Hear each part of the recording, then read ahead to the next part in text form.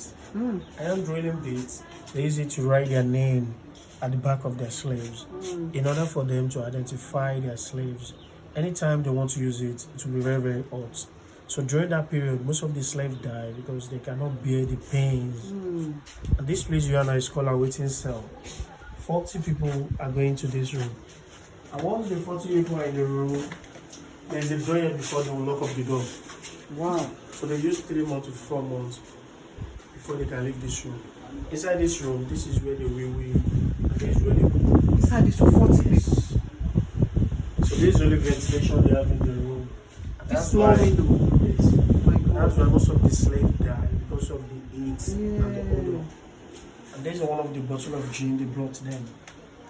That's 10 slaves. The brass dish cup and mug cup given to the man by the Brazilians as a gift. And there's the money they use in Nigeria that they carry.